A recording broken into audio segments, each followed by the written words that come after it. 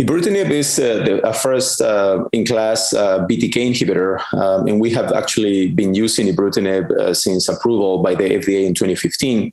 In my center at Dana-Farber, we've been using Ibrutinib since 2012 because we are the ones who run the initial clinical trials with Ibrutinib. So our experience with Ibrutinib is I would say a little more extensive. We have a clinical trial experience about 400 patients or more on Ibrutinib.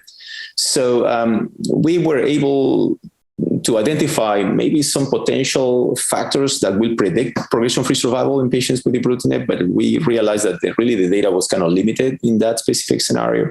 So we decided to run a study in which we collected data from all the patients that we have seen over the last decade in our center with Waldenström treated with Ibrutinib. Most of those were with Ibrutinib monotherapy, a very small patients were treated with rituximab, but the large majority was Ibrutinib alone. So we put about 379 patients on this study. Some patients were part of the clinical trial, but most of the patients were off clinical trials. And what we found was that there were two factors that predicted progression-free survival to Ibrutinib, and one of them is the presence of CXCR4 mutations. And the other one is platelet counts less than 100,000 right before initiation of therapy with Ibrutinib. Now, the CXCR4 mutation story was not too surprising because we have actually seen that previously in prospective studies.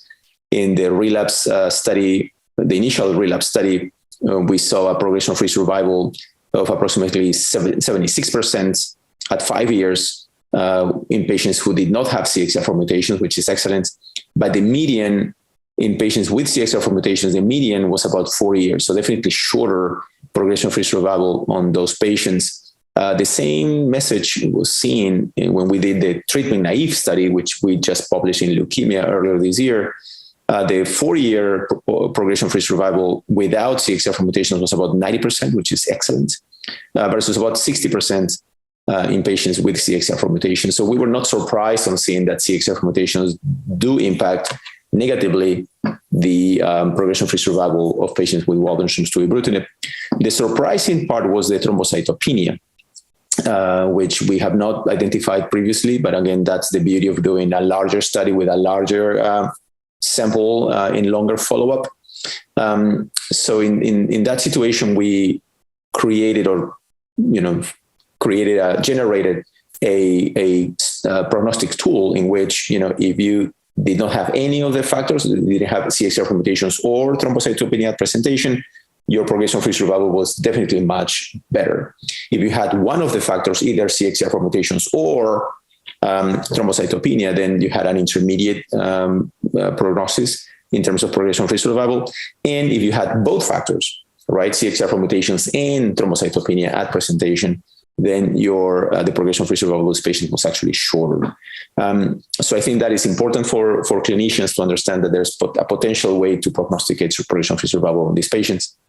Now, the next step will be to try to validate these results with other BTK inhibitors. So I'm contacting the acalabrutinib group and the zanubrutinib group and see if we can actually validate these markers on those data sets. And I think that would be a very interesting aspect of things.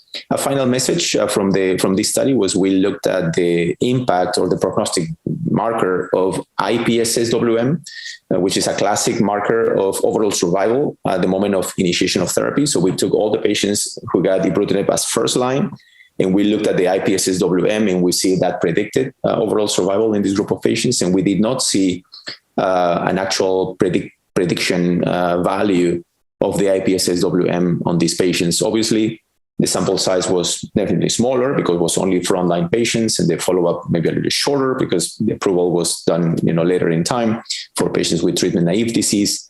But again, it's an important aspect to have in mind that the IPSSWM needs to be validated in patients receiving BTK inhibitors.